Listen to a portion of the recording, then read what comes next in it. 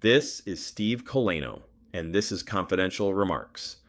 Sales teams lose thousands of dollars every day by making the same mistake, rattling off product specifications to prospects whose eyes glazed over 5 minutes ago. Buyers don't make decisions based on features. They decide based on the future they believe they'll step into.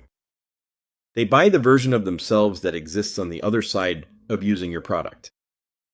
Look at this purple airplane flying toward the sunset. When people book a flight, they aren't paying for the engineering of the jet engines or the aerodynamics of the wings. They are paying to arrive at that destination. In sales, you have to sell the destination, not the plane.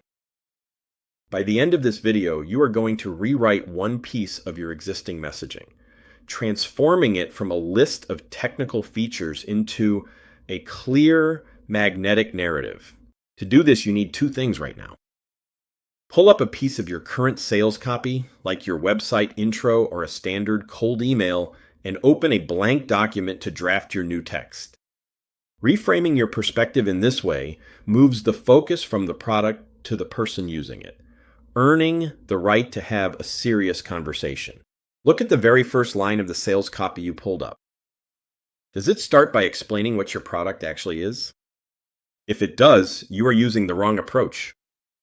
Leading with your product's capabilities forces your prospect to do the mental work of translating your features into their benefits.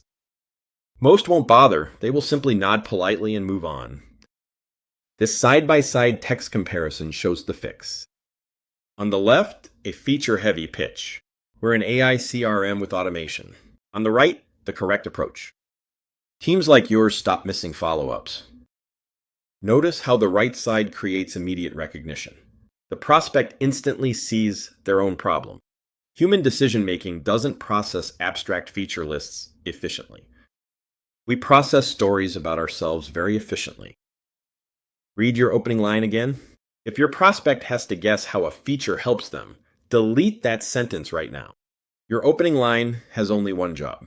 It must mirror the buyer's current frustration and hint at relief, proving you speak their language from the very first second. To build a better pitch, we will use the feature translation framework. First, pick a maximum of 3 core features from your old copy to focus on. Any more than 3, and you risk overwhelming your prospect with noise. Take a look at this 3-column table. Column 1 is the feature. This is the raw technical capability of your product. Write your first feature down. For example, automated workflows. Column 2 is the impact.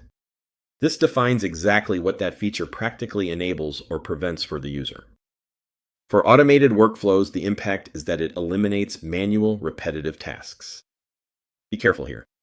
Do not rely on vague promises like increased efficiency. Abstract corporate speak doesn't persuade anyone.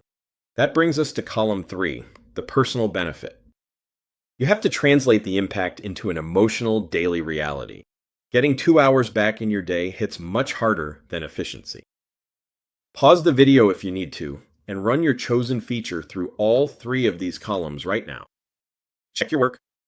Your final benefit must evoke a specific emotional outcome: relief from a burden, forward momentum, or a sense of control over their workday. This is the core rule of persuasion. If the benefit isn't personal and tangible to your buyer's Tuesday morning, it will not sell. Even when you have clearly defined benefits, a prospect might still find the cost too high. Often, this happens because they can't visualize the exact path from where they are now to the future you've promised. If the connection between their problem and your solution remains fuzzy, the price will always feel like an unnecessary risk. To create that clarity, use the before and after framework shown on this timeline. This will be the structural backbone for rewriting your pitch paragraph.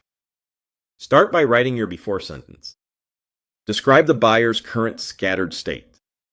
Make the description of their pain uncomfortably familiar. Now write your after sentence representing their desired state. Position your product purely as the bridge connecting their current pain to this relief and control. With this contrast in place, the buyer's evaluation changes. Instead of strictly comparing your price tag to a competitor's, They begin to measure your cost against the tangible value of the transformation they are about to experience. Delivering a clear pitch is only half the job. You also have to prompt the buyer to articulate their own desired destination. Draft a cost of inaction question for your next meeting. Ask them directly, what breaks if this problem stays the same for 6 more months? Then draft a vision of success question. Ask them, if this worked exactly as it should, what would your day look like? Finally, look at this 3-item checklist. Run your drafted messaging through it for a final read-aloud audit. Read your new copy out loud. If you hear features before outcomes, jargon before plain language, or the word we before the word you, revise it. Strip away your inside-out thinking until only calm clarity remains. Take this translated copy and use it today. You will immediately shift your dynamic from trying to convince someone to buy a tool to facilitating their journey to a better future. This has been Confidential Remarks.